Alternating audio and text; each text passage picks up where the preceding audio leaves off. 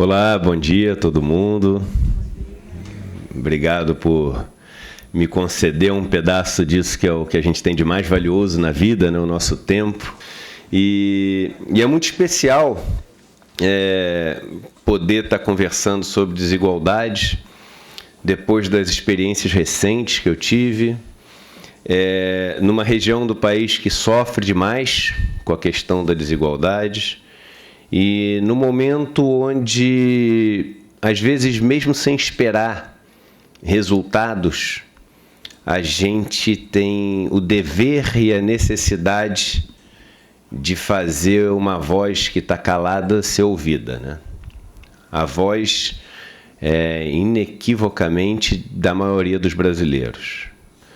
A gente vive num país onde 80% da população é pobre. 50% é muito pobre, mas 80% da população brasileira é pobre.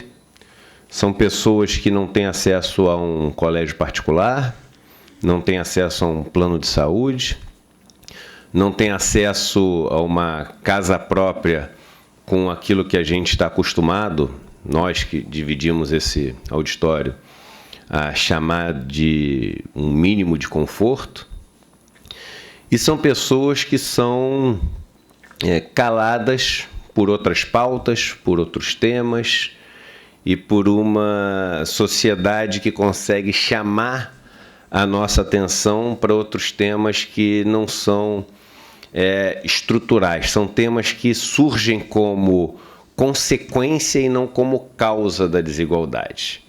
E é essa confusão do que é consequência e do que é causa da desigualdade que eu acho que faz com que a gente tome decisões políticas que não são as mais corretas, decisões, às vezes, legislativas, executivas, que não são as mais corretas.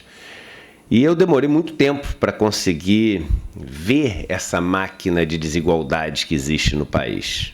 Muito tempo. Trabalhei 20 anos no mercado financeiro, fui sócio do maior banco de investimento do país, fundei um outro banco depois. Dentro desse banco a gente montou uma corretora que hoje é uma das maiores plataformas de investimento do país. E foi no final dessa trajetória, claro que foi no final dessa trajetória, né? Porque depois que acontece a trajetória acaba, né? Tem até aquela história de por que você já percebeu que você sempre acha uma coisa no último lugar que você procura? Você sabe por quê, né? Porque depois que você acha, você não procura mais, né? Então, é por isso que foi no final da minha trajetória no mercado financeiro. Teve um evento que aconteceu na minha vida que me deu um estalo, assim, e que fez as coisas parecerem tão simples como nunca tinham sido antes. Foi quando eu fui fazer uma cirurgia, era para ser uma cirurgia super simples, e a cirurgia, ela teve um erro médico, que é um erro médico, quando você olha na literatura médica, raríssimo de acontecer, mas que foi um erro médico que teve, assim, consequências devastadoras no meu corpo, assim. Eu tive 6 tromboses depois desse erro médico ao longo da semana. Uma dessas tromboses necrosou. Quando ela necrosou, ela virou uma úlcera. Eu comecei a ter uma dor, assim, insuportável. Voltei para o hospital. Tive que fazer uma cirurgia de emergência no hospital e fui internado numa situação assim, limite de dor e sofrimento, ao ponto de, em uma semana, perder 12 quilos, de não conseguir comer nada, de estar sofrendo absurdamente, de sentir dor, passava o dia suando de dor, tomando morfina de 4 em 4 horas, a dose quase que máxima de morfina. E no auge desse sofrimento, no auge desse momento, eu recebo uma ligação do caseiro da minha casa, da pessoa que toma conta da minha casa, falando o seguinte: ô, senhor Eduardo, eu sei que o senhor está passando maus bocados aí, mas a minha filha, a filha número 4 dele, que tem 12 anos de idade, ele falou, ela está com uma dor muito grande aqui perto da barriga, e eu acho que ela está com apendicite, eu tenho que correr para o hospital, porque ela não está aguentando de dor aqui. E eu falei, pelo amor de Deus, vai lá para o hospital e cuida dela, porque filha é prioridade. A gente tem que cuidar primeiro do que é importante na nossa vida, desde que eu me viro aqui. No dia seguinte, eu acordei, liguei para ele E quando eu liguei para ele, ele atendeu e eu falei, e aí, Edu? Edu, meu xará também. Eu falei, como é que está sua filha? Já está melhor? Ele falou, não, seu Eduardo, ela não foi atendida ainda não. Eu falei, como assim não foi atendida? Você chegou ontem no hospital, eles te deram um remédio, mandaram voltar para casa e marcaram uma consulta? Ele falou, não. Eu estou sentado aqui nessa mesma cadeira azul, de plástico aqui desde ontem, ela está na maca aqui e a gente está esperando o médico atendê-la. De noite eu liguei para ele, ela não tinha sido atendida ainda. No dia seguinte eu liguei, ela não tinha sido atendida ainda. E eu estava no Sírio-Libanês. O Sírio-Libanês é o hospital mais luxuoso de São Paulo. Todas as vezes que vocês veem algum presidente do Brasil passando por algum problema sério, é para o Sírio-Libanês que ele vai. Então eu estava lá, apesar de todo aquele sofrimento, num quarto com ar-condicionado, um monte de botão para apertar para chamar médico, enfermeiros, TV de plasma, tudo que você puder imaginar de estrutura a meu dispor. E ele, com a filha dele na maca, sem ser atendida, com uma dor enorme, e eu ali, aquilo começou a me agoniar. Eu comecei a me perguntar por quê que eu tenho direito a tudo isso, e ele, que ama a filha dele tanto quanto eu amo meus filhos, que trabalha mais do que eu, provavelmente, apesar de eu trabalhar bastante, eu acho que ele acorda mais cedo do que eu, vai dormir mais tarde do que eu. Por que ele não tem direito de dar o mínimo de dignidade, de qualidade de vida para a filha dele, para a pessoa que ele mais ama?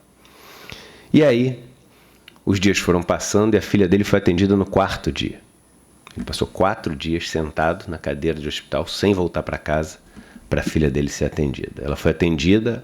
Era uma inflamação na trompa, ela teve que operar, tirou uma das trompas, ficou bem, mas depois de 4 dias com esse sofrimento.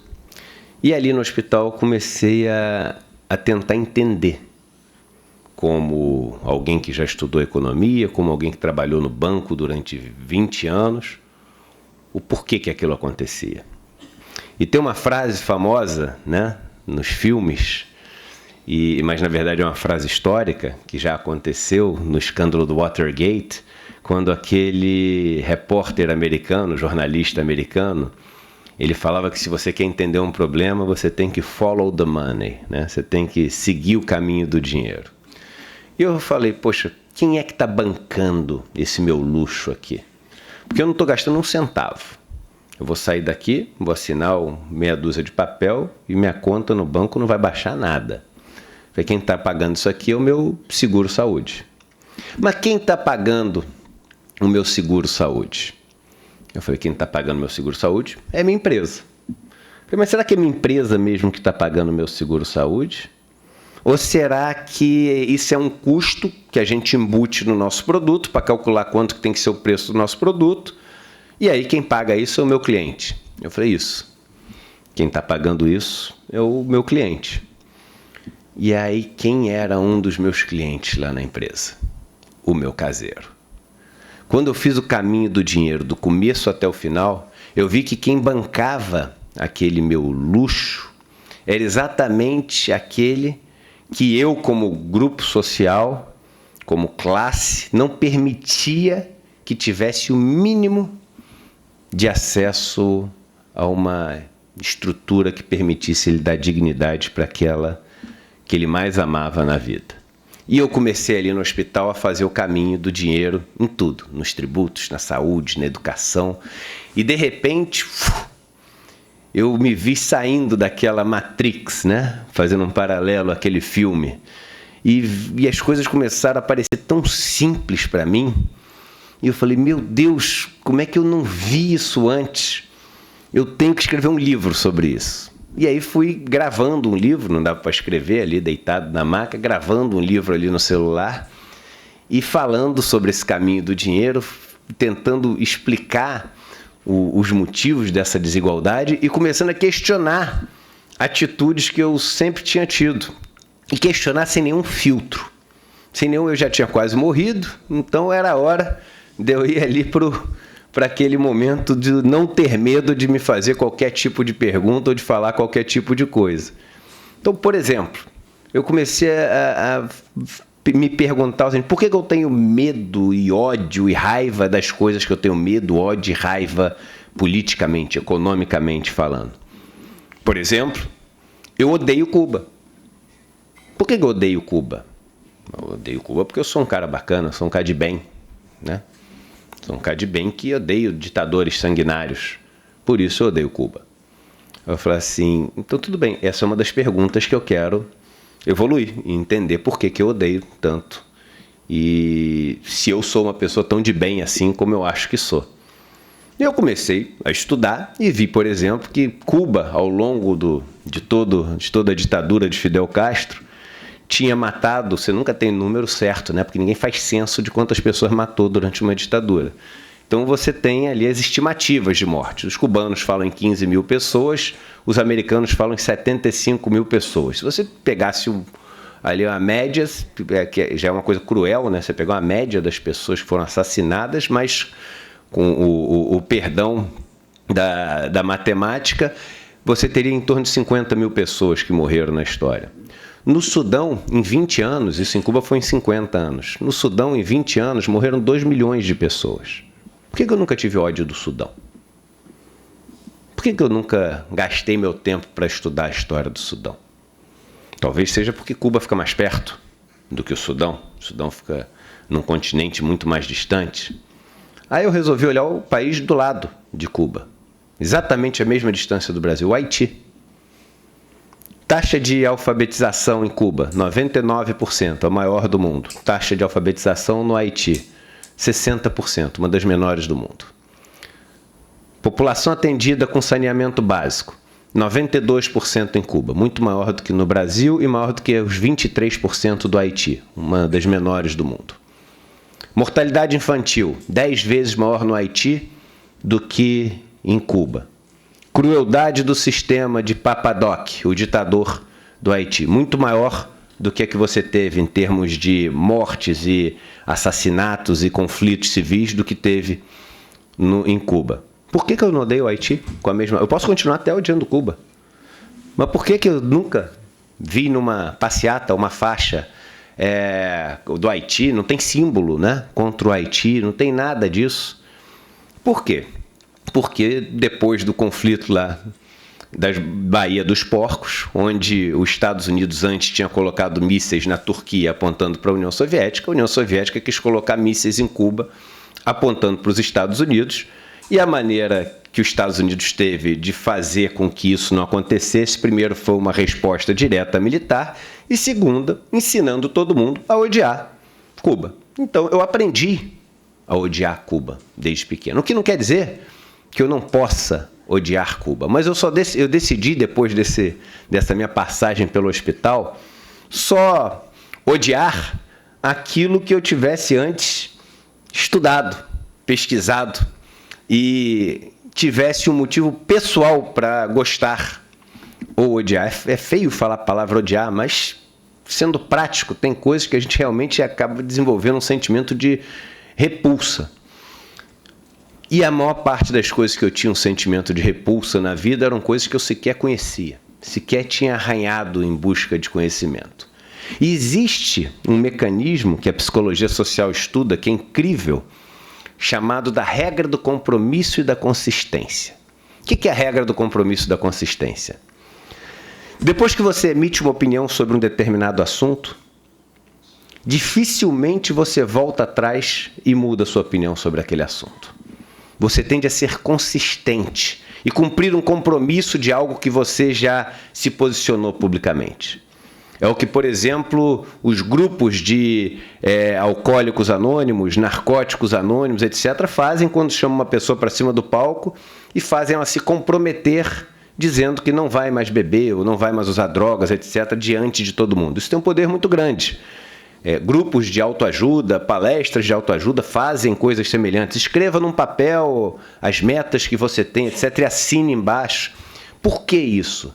Porque, historicamente, aqueles da tribo que não eram fiéis aos compromissos assumidos, aqueles que não eram coerentes, não eram confiáveis, né? Então, eles não eram pessoas benquistas ali na tribo. E você não fazer parte de um grupo Antigamente era algo que podia fazer a diferença entre a vida e a morte. A força do grupo era muito importante. E já já a gente embala na força do grupo e entende por que existe toda essa desigualdade hoje. E a consistência também é importantíssima.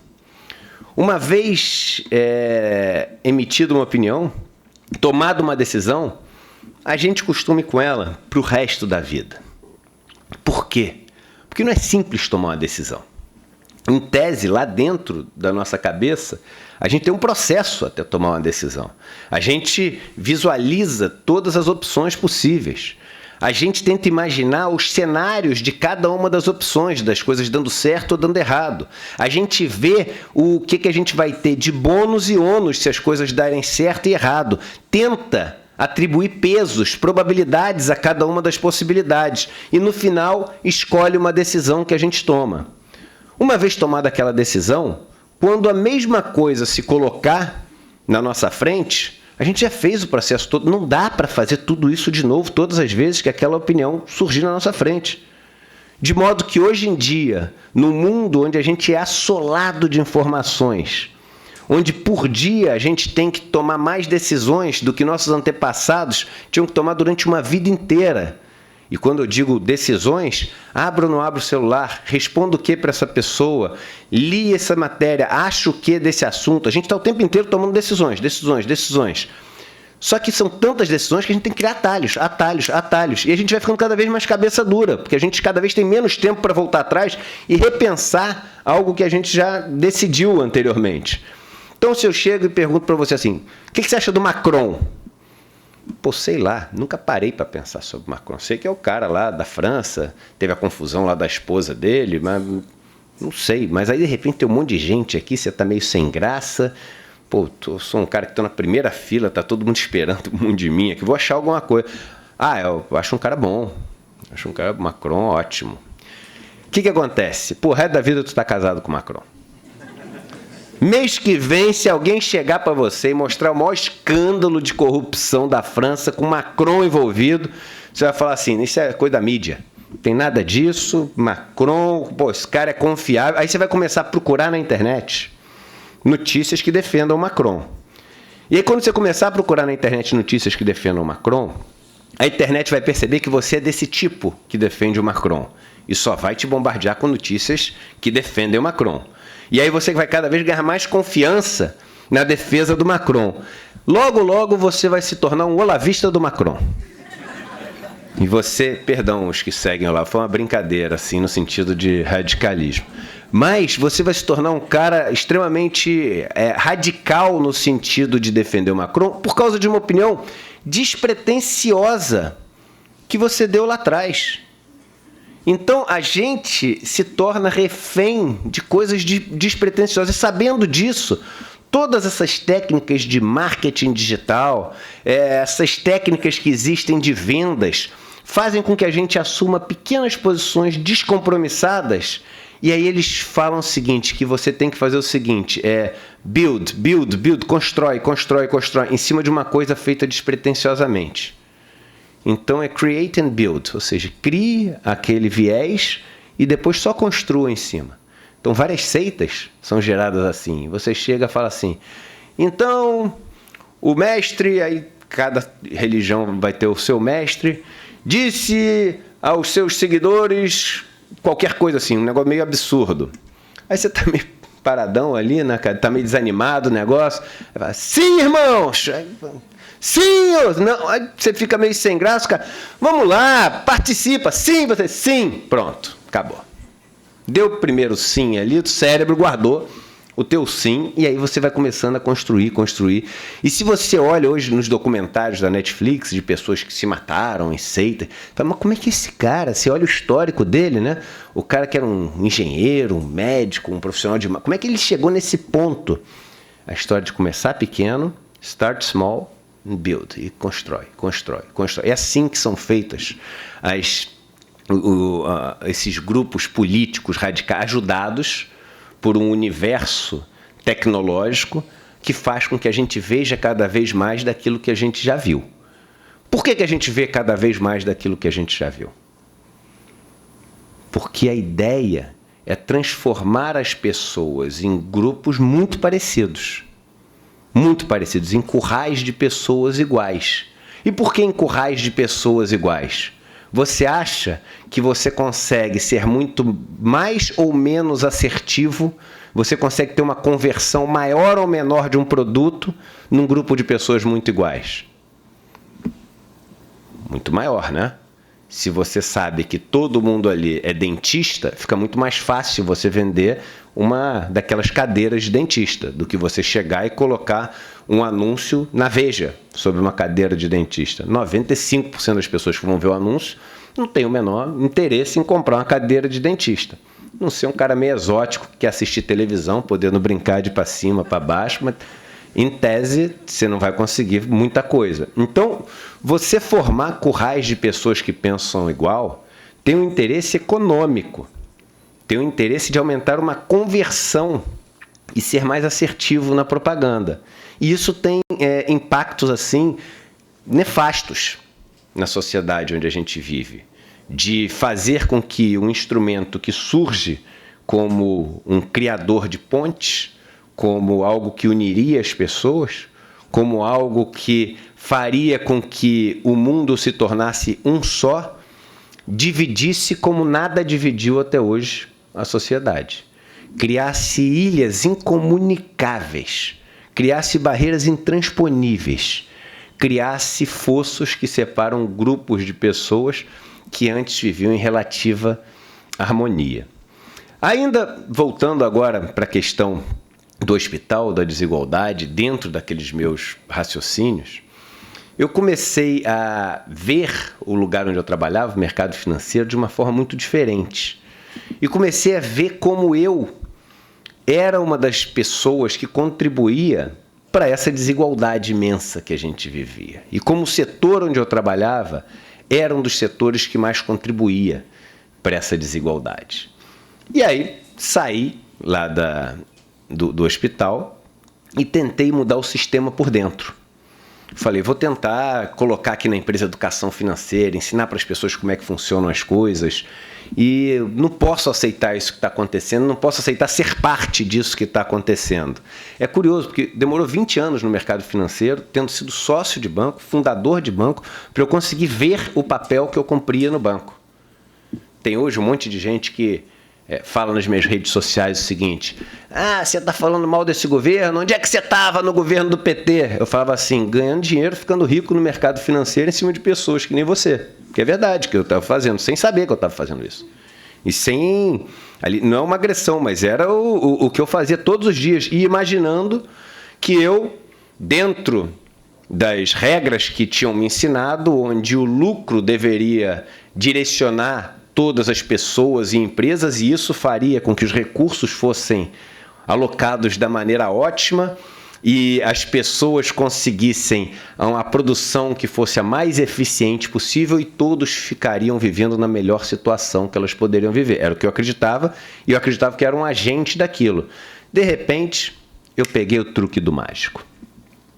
E quando você pega o truque do mágico é brabo, né? Você sabe que quando eu era mais novo eu fiz um curso de mágico. E eu fiz curso de quase tudo nessa vida, né? Mas de mágico foi muito interessante, porque eu aprendi que você sabe qual é o segredo de todo mágico? Eu vou contar para você o segredo de todo mágico. O segredo de todo mágico, já que eu traí os bancos, vou trair os mágicos agora. O segredo de todo mágico é o seguinte: é atrair a atenção das pessoas para tudo que não tem a menor importância, para no momento onde ele faz o truque, que é a coisa importante, você não está prestando atenção. É só isso que o mágico faz. Não faz nada além disso. E ele treina isso, atrair a atenção para o que não importa e tirar a atenção daquilo que realmente importa. O resto é assim, consequência, é firula, é algo que vem disso, mas a base do mágico é isso. E eu passei a vida inteira olhando para o lado que não tinha a menor importância, tentando fazer a mudança no lado que não tinha a menor importância, enquanto naquele momento importante o truque era feito.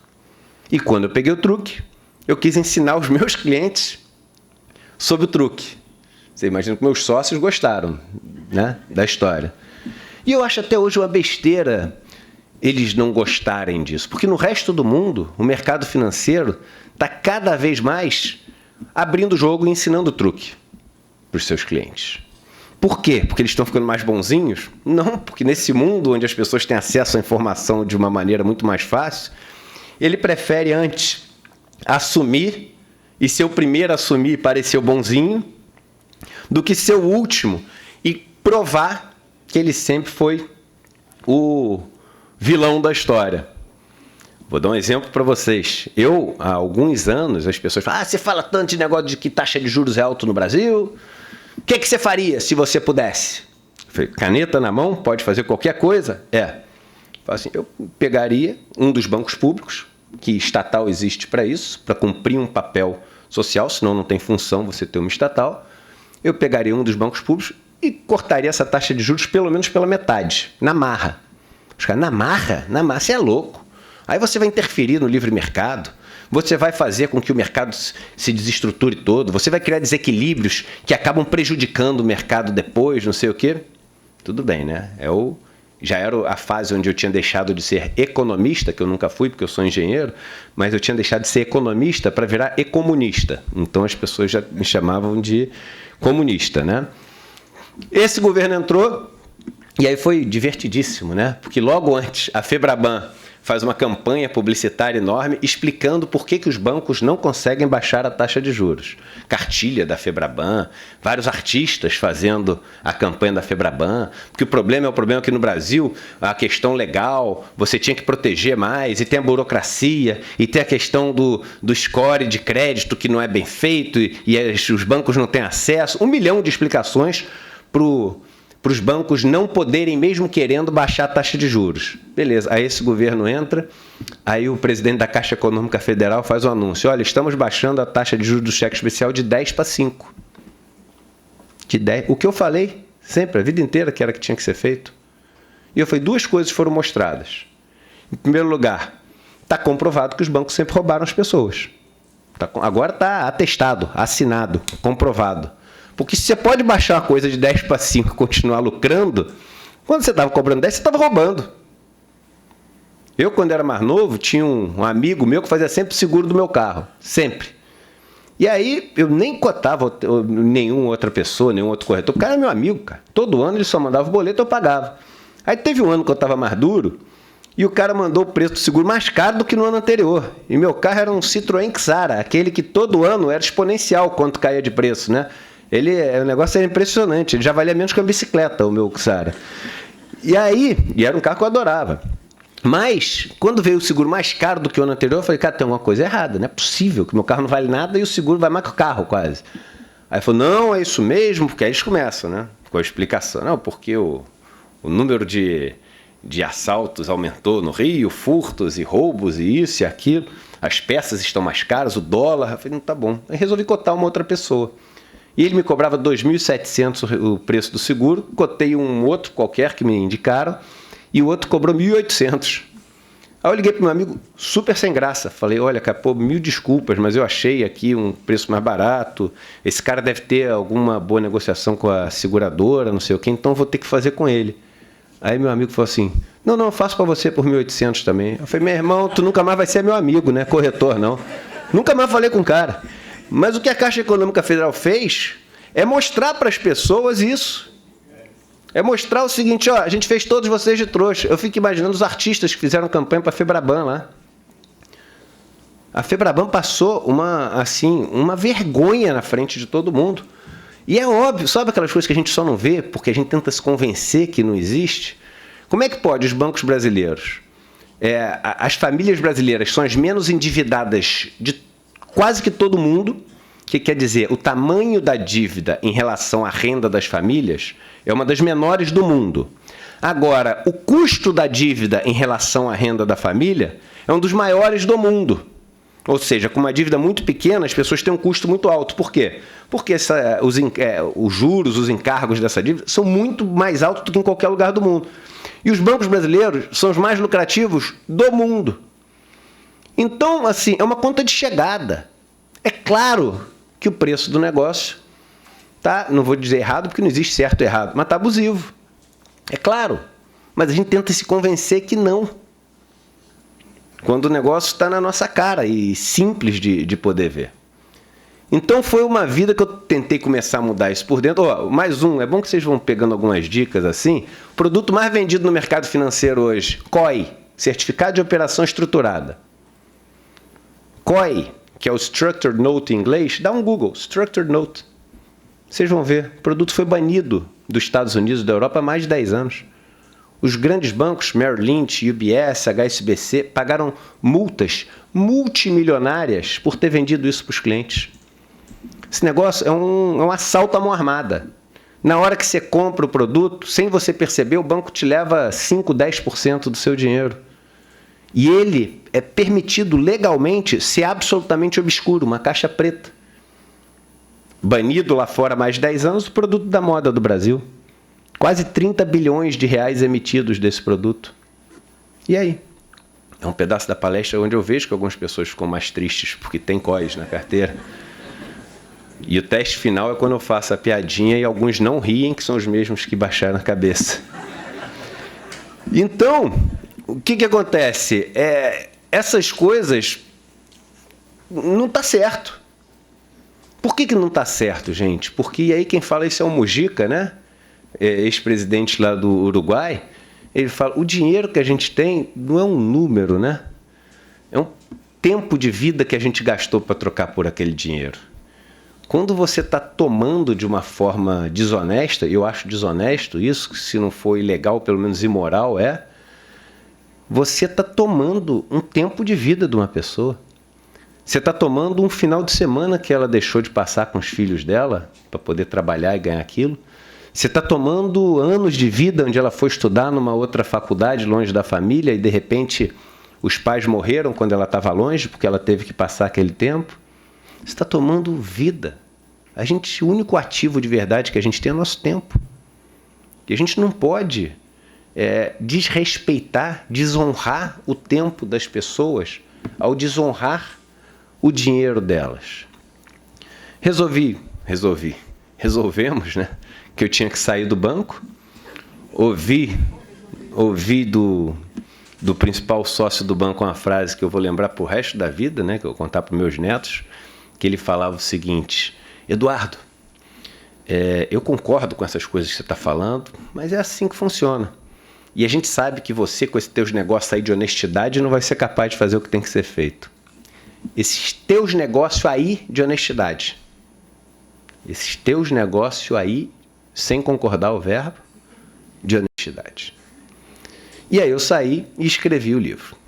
E quando eu escrevi o livro, várias cabeças mais progressistas começaram a vir atrás de mim. Eduardo, vem cá, que livro é esse que você escreveu? Meio que me sondar ali, meio com medo ainda, de repente é uma armadilha, não vou cair, não sei. E um desses que começou a ficar meu amigo foi o Gessé de Souza.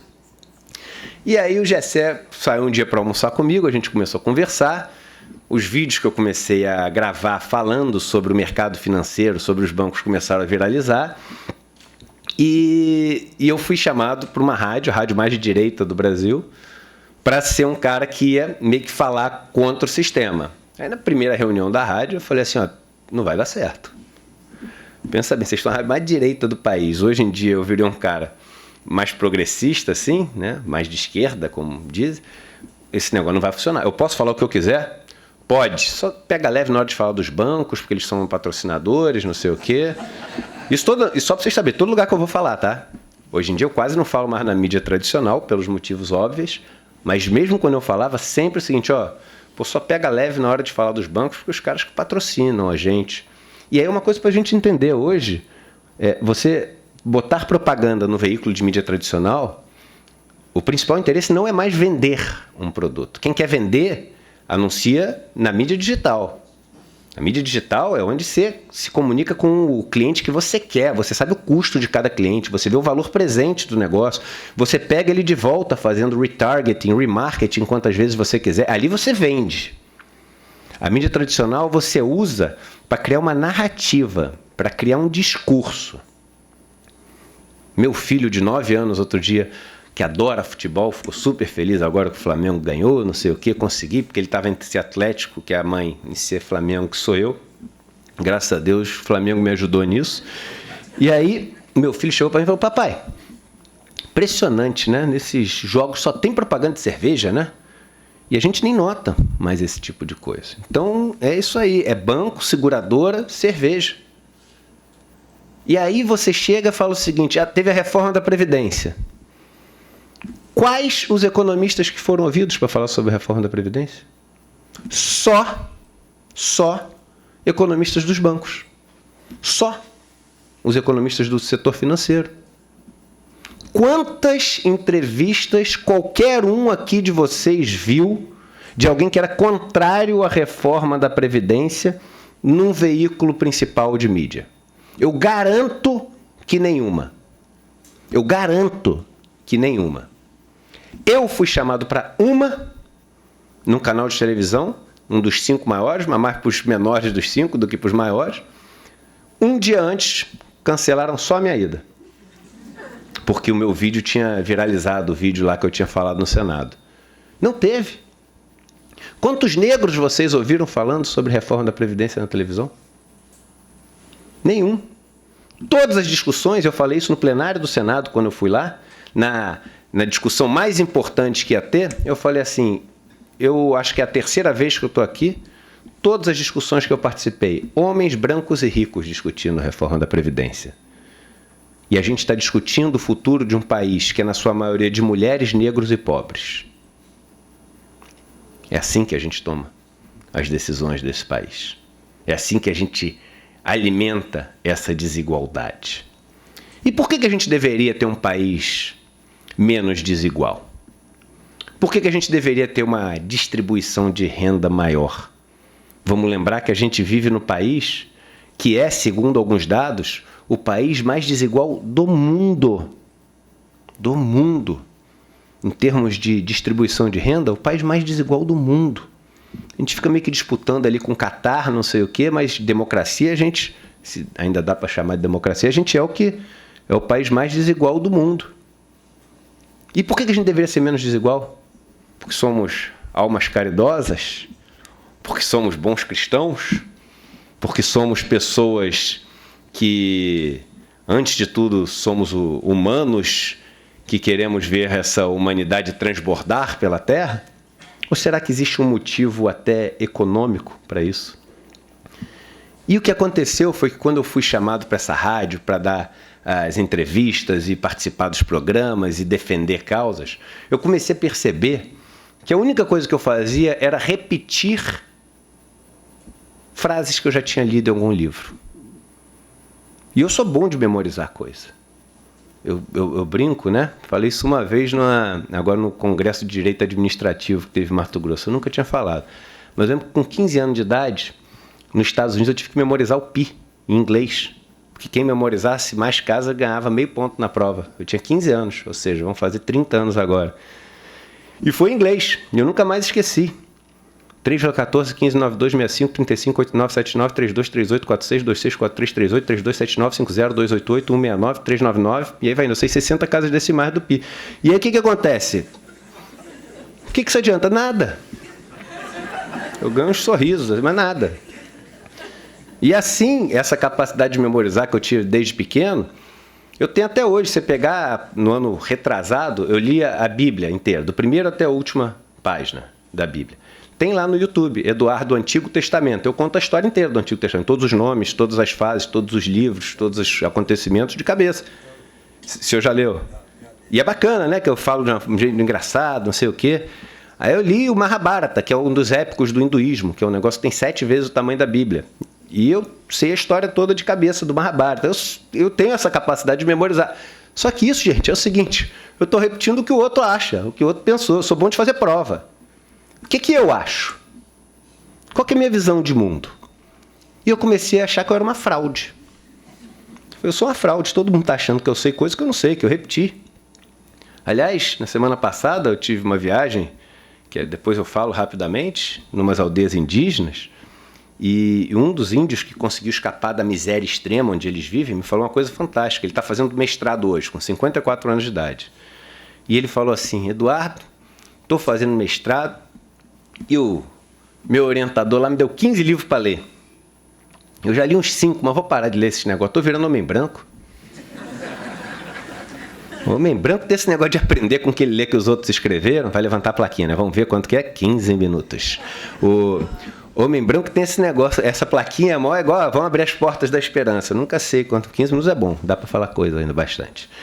Então, ele falou o seguinte, índio aprende com vivência, com o que vê o outro índio fazendo, com experiência que o outro teve, com conclusão que ele chega. E é bonito isso, né? Porque se você for pegar, São Tomás de Aquino falava isso, é tão lindo. Ele falava o seguinte, do mesmo modo que a visão só consegue enxergar aquilo que é iluminado pela luz do sol, o intelecto só consegue pensar sobre aquilo que é iluminado pela luz de Deus.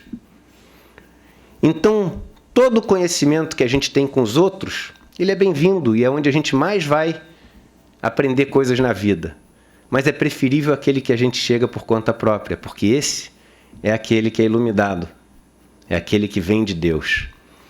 E quando você começa a viver e se colocar nas situações de humildade, de aprendizado, e aí muito bonita essa história de humildade, né? Vem de humus, terra, ou seja, abaixo, se colocar abaixo, você verdadeiramente começa a fazer com que a informação verdadeira, aquela da experiência, do contato, flua para você.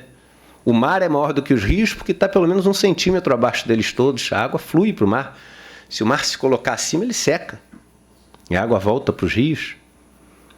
E eu comecei a tentar montar do zero uma sociedade na minha cabeça, para poder eu chegar nas conclusões econômicas. E ali, naquele primeiro momento, imaginando uma sociedade nômade, uma tribo de 10 pessoas, vivendo há milhares de anos atrás, tudo começou a fazer sentido para mim. Você imagina que se nós somos um grupo de 10 pessoas numa tribo, e a gente vive daquilo que a gente consegue caçar e colher, a gente precisa desenvolver, e o Karl Polanyi falava muito bem disso, 2 características. Ele falava de 3, mas essas 2 são as principais. Reciprocidade e redistribuição. Por quê? Porque se eu depender só daquilo que eu caço, provavelmente eu vou ter sorte na caçada hoje e vou ter sorte na caçada de novo daqui a 3 semanas, porque não é todo dia que você tem sorte na caçada. É difícil achar a caça, é perigoso a caçada, você pode errar o alvo. Então provavelmente eu não vou chegar vivo na próxima vez que vai dar certo a minha caçada. Ao passo que se todas as vezes que algum de nós tiver sorte na caçada e pegar um pedaço para si e o resto redistribuir para que todos acordem no dia seguinte com o mínimo que precisam de energia e de condições para sair para caçar, todos saem ganhando. Porque todos os dias alguém vai ter sorte e fazer com que todos continuem vivos e fortes. Então o individual é maximizado através da maximização do grupo, desde que a outra regra seja cumprida, da reciprocidade, ou seja, eu abro mão hoje de um pedaço que eu tinha, contando que amanhã, quando você conseguir, você abre mão. Animais fazem isso. Quando você vê os leões caçando, um leão consegue caçar, os outros vão lá e dividem aquela caça. Nenhum leão come sozinho, porque ele precisa de todos os leões todos os dias para saírem para caçar. Aí, um conceito que é o conceito mais importante. Toda sociedade é tão forte quanto o seu elo mais fraco. É igual uma corrente. Se você tentar com uma corrente levantar alguma coisa, ela estoura no elo mais fraco. Você faz uma corrente de titânio com um elo de papel, ela arrebenta no elo de papel. Se você for pegar os países que têm o melhor IDH do mundo, se você for pegar o primeiro Noruega, o segundo Suíça, o terceiro Austrália, nenhum desses países tem um indivíduo entre os 50 mais ricos do mundo. Mas nenhum deles tem pobres muito pobres. Todos têm elos da corrente fortes. Em todos esses países as pessoas podem acordar todos os dias e contribuir para o processo de construção de riqueza, para o processo de construção de um país mais forte. A desigualdade é o maior freio que existe de crescimento para um país. O setor que mais freia o crescimento brasileiro é o setor financeiro.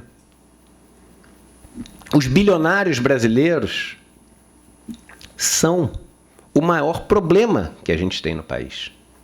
Quando um indivíduo multimilionário, com centenas de milhões de reais, se candidata à presidência da República, minha vontade é falar para ele o seguinte: olha, a hora que você entender que o problema é você, você vai ter dado o primeiro passo.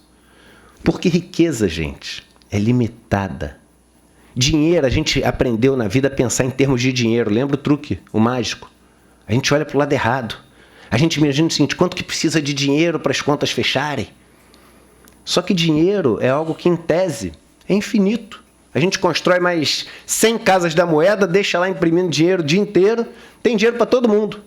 Só que se eu te deixar preso num cofre com 10 milhões de reais e voltar daqui a um mês, você vai estar morto. Porque a gente não vive de dinheiro, a gente vive de riqueza. A gente vive da água que a gente vai beber. A gente vive do biscoito que vai comer, a gente vive da energia que foi gerada. E essa energia, esse biscoito, essa água, depois de consumido, eles não têm mais. A riqueza é limitada. Se é limitada, ela tem fim, é finita. Então é como se nós vivêssemos brincando num parquinho de areia e a areia é a riqueza que tem para ser distribuída. E o que tem é aquilo. Todo ano joga-se um pouquinho mais de areia no parque, que é a riqueza que se gera, o PIB que a gente gera no país, e todo ano cai um pouco de areia para fora do parque, que é a riqueza que a gente consome para poder sobreviver. De qualquer forma, o que sobra é finito, é o que tem ali no parquinho. E num parquinho de areia, onde a quantidade de areia é limitada, todas as vezes que você olhar para o parquinho e tiver um monte de areia, você pode ter certeza que em algum outro lugar tem o quê? Um buraco. Não tem como fazer monte sem fazer buraco. É impossível. E o que os países mais desenvolvidos do mundo têm são mecanismos para todas as vezes que os montes ficam muito altos, você derrubar um pouco de areia para os buracos poderem ter o mínimo de areia para as pessoas que estão ali poderem brincar. E a atividade econômica continuar acontecendo no parquinho inteiro. Em alguns momentos no mundo, vários parquinhos de areia ficaram quase sem areia. Nas guerras, nas pestes, nas revoluções. E o que se faz nesses momentos? Você garante que não possa existir nenhum montinho de areia muito alto, para sobrar areia para todo mundo poder contribuir para a atividade econômica. Na Primeira Guerra Mundial, logo depois dela, o parquinho de areia dos Estados Unidos, da Inglaterra, tinha perdido boa parte da areia. Quanto você acha que era a alíquota máxima de imposto de renda da pessoa física nos Estados Unidos e na Inglaterra depois da Primeira Guerra Mundial? Era mais de 70%. Depois da Segunda Guerra Mundial, era mais de 90%, 98% na Inglaterra. O que isso significava? Não pode ter montinho de areia maior do que isso, porque se tiver vai faltar areia para todo mundo. Outros mecanismos para distribuir renda, distribuir areia. Por exemplo, a Seguridade Social. Ela surge, não coincidentemente, na década de 30 nos Estados Unidos, depois da crise de 29, para garantir que todo buraco de areia tivesse o mínimo de areia necessário para as pessoas poderem ter algum dinamismo, alguma participação econômica. A Seguridade Social surge na Inglaterra depois da década de 40, por causa da Segunda Guerra Mundial, pelo mesmo motivo. Nós somos o único país do mundo que, no auge de uma crise enorme, cava areia do buraco para jogar mais para o monte. O que a gente fez ao longo desse ano? Tirou dinheiro dos aposentados. Mais de 80% dessa economia da Previdência vem em cima do regime geral da Previdência Social. Das pessoas que ganham, em média, mais ou menos R$ 1.500 por mês, e nenhuma delas ganha mais de 5.800, essas menos de 1% do total. Tiramos dinheiro do seguro DPVAT, que é o seguro que, na sua maioria, atende os motoboys, atendem pessoas que vivem na rua o dia inteiro, andando para cima e para baixo. Tiramos dinheiro do seguro-desemprego, taxando o seguro-desemprego. Tiramos dinheiro da educação, estava vindo para cá, ouvindo o corte de mais de quase 20 bilhões de reais do orçamento da educação, que atende a educação pública, as pessoas mais pobres. E eu pergunto para vocês, quanto dinheiro a gente tirou dos bancos esse ano? 0. Quanto dinheiro a gente tirou dos grandes grupos econômicos? 0. Os bilionários brasileiros, estudo da Forbes, não é estudo de revista comunista de esquerda, estudo da Forbes. De 2012 para 2019, a fortuna dos bilionários brasileiros junta aumentou de 300 bilhões de reais para 1 trilhão e 300 bilhões de reais, num período onde o PIB real brasileiro caiu. Ou seja, a quantidade de areia no parque é menor. E os montes de areia dos mais ricos multiplicou por 4. Não tem como ter feito isso sem ter feito buracos enormes. E aí, nas mãos da iniciativa privada, ao invés de derrubar a areia, ela se aproveita disso para colocar regras e garantir que para sempre vai ter essas pessoas que moram nos buracos de areia trabalhando na condição que ela quiser, sem poder negociar.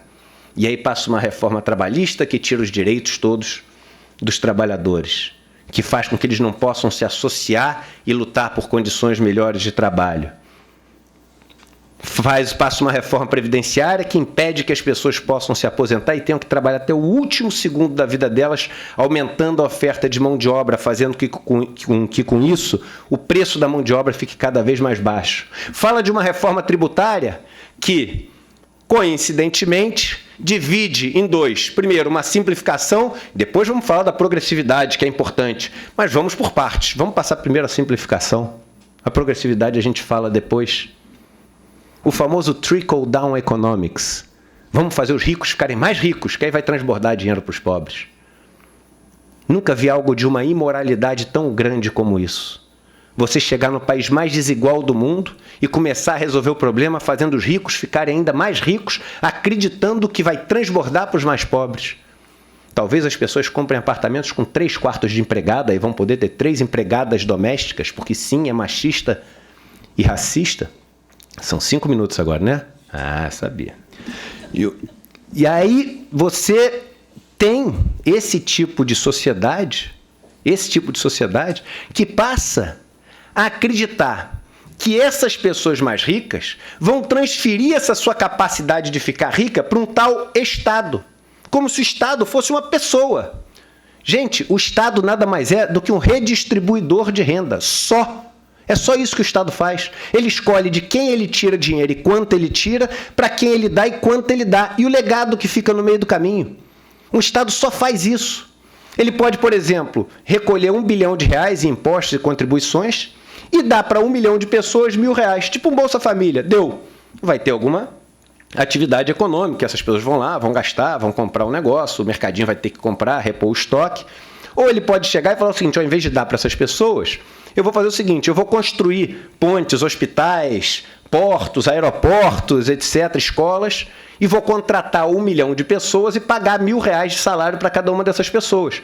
O dinheiro foi parar igualzinho nas 1 milhão de pessoas e ficou um legado para a sociedade. Ou ele pode chegar, escolher 1.000 pessoas, dar R$1 milhão para cada uma em troca de nada.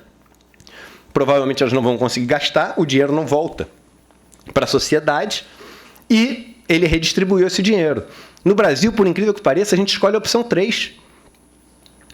No Brasil, o dinheiro ele é tirado das pessoas mais pobres, porque o Brasil é o país entre os 3 do mundo que mais cobram impostos sobre consumo e onde os impostos sobre consumo têm a maior participação na carga tributária brasileira, que é de quase 50%. E o imposto sobre consumo é um imposto que pega sobre o pobre, tão simples quanto isso. Tudo que o pobre ganha, ele gasta. Então, é um imposto que pega diretamente sobre ele. E o imposto que pega sobre o rico é um imposto de renda. E entra lá no site do Ministério da Economia, nós somos o que pagamos a menor alíquota sobre imposto de renda de todos os países estudados do mundo. Então, o dinheiro que o rico ganha, que ele guarda quase todo ele não paga imposto quase que nenhum sobre esse dinheiro que ele ganha. O que ele faz com esse dinheiro? Ele aplica 75% da poupança privada brasileira está em títulos públicos. Quando ele compra o título público, que é a dívida pública paga o quê? Juros. Esses juros é bancado com o quê? Com os impostos, que vêm de quem? Dos mais pobres, através desses impostos sobre consumo. Um Robin Hood às avessas, uma máquina de desigualdade. O Estado como uma lavanderia de dinheiro dos mais pobres para os mais ricos. Um sugador de areia dos buracos para os montes. E aí, a gente, em vez de ficar com raiva da máquina, a gente cria esse personagem Estado. E fica com raiva do Estado. Como, o Estado de vermelho ali passando, de verde, de azul na rua. Eu odeio o Estado. Fica com ódio de quem trabalha no Estado. Demoniza os servidores públicos. Veja que loucura, a gente demoniza os servidores públicos. O nome já é um nome lindo, servidor público, alguém que vive para servir a todos. Se você pegar os servidores públicos brasileiros, eles tiveram, a gente teve em gastos com os servidores ativos, 12 milhões de servidores ativos, 12 milhões contando os militares, civis, das esferas da União, dos estados, municípios, 12 milhões. A gente gastou 700 bilhões de reais com eles. Os 200 bilionários do Brasil ganharam 320 bilhões no ano passado. Ou seja, um grupo que é 60 mil vezes menor de pessoas ganhou mais ou menos 3 vezes menos. Ou cada pessoa ganha 20 mil vezes mais do que um servidor público. E o vilão é o servidor público. A gente começa a ter ódio. Eu fui falar outro dia numa palestra do Ministério Público. Tem um nome mais bonito ainda que servidor público, que é promotor de justiça. Esse nome não é maravilhoso? Eu vou promover a justiça. E a justiça é, a gente falando de São Tomás de Aquino, é uma das 4 virtudes que a gente nunca pode deixar de ter. Primeira, a justiça. Segunda, a temperança. A terceira, a força. E a quarta, a prudência. A primeira, a justiça. E aquele que promove a justiça é demonizado. O servidor público é demonizado.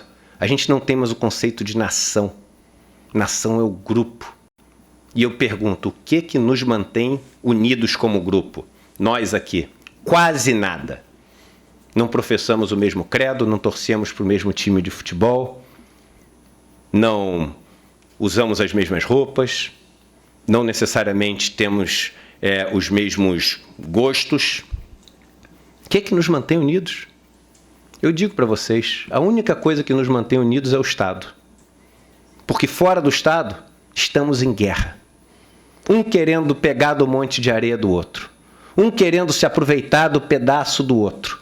Um querendo descobrir como entra para pegar um pouco daquilo que o outro construiu. Um querendo tirar do monte de areia do outro. Fora do Estado, estamos em guerra. E criamos narrativas, propagandas, histórias para disfarçar essa guerra.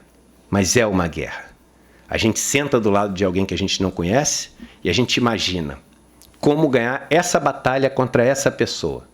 Agora tem um pequeno pedaço onde a gente ainda está em grupo, que é onde a gente constrói junto, onde a gente cuida um do outro através de uma seguridade social, onde a gente constrói escolas para pessoas que a gente sequer conhece, onde a gente pega um pedaço do nosso tempo e doa para aquelas que não tiveram tempo para ter o mínimo de dignidade de vida, pagando nossos impostos, onde a gente redistribui e permita que exista mobilidade social.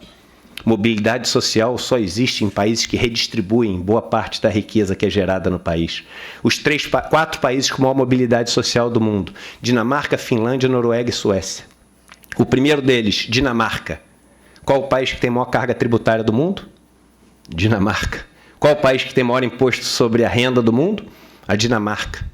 O Brasil tem 1/3 de carga tributária em relação ao tamanho do PIB. Significa que de toda a riqueza que a gente gera no país, 1/3 o Estado pega para redistribuir. Isso é bom ou ruim? Não sei. Depende de quem você pega e para quem você dá. Porque 1/3 de carga tributária, se você tira dos mais pobres e dá para os mais ricos, é um crime, é um genocídio. Se você tira dos mais ricos e dá para os mais pobres, é uma obra santa. Então, a carga tributária por si só não quer dizer nada. O como o Estado faz essa redistribuição quer dizer tudo. O como o Estado faz essa redistribuição dita o quanto de paz a gente está buscando numa sociedade. E a gente vive num período onde querem minimizar o Estado. Diminuir o Estado a quase zero. Em outras palavras, fazer com que o pedaço de paz vire quase zero. E que só sobre a guerra. E aí o que a gente faz? A gente define as leis da guerra. Hobbes falava que o contrato social existe para garantir a paz. Eu digo que o contrato social existe para regular a guerra. O problema é que esse contrato social, essas regras, são definidas pelos representantes daqueles que têm as armas mais poderosas e não por aqueles que estão lutando essa guerra com os gravetos. A gente tem uma bancada do agronegócio com mais de 300 pessoas, de uma atividade que é dominada por menos de 1% da população brasileira e que beneficia menos de 1% da população brasileira. As regras são definidas por aqueles que têm as armas mais poderosas. E eu acho que chegou a hora da gente conseguir enxergar e entender essa guerra que a gente vive e lutar pela paz.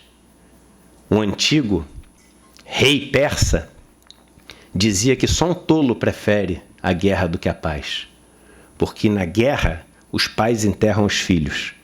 Na paz, os filhos enterram os pais. E a gente tem que se indignar, se incomodar e lutar contra um noticiário que mostra cada vez mais os pais enterrando os filhos.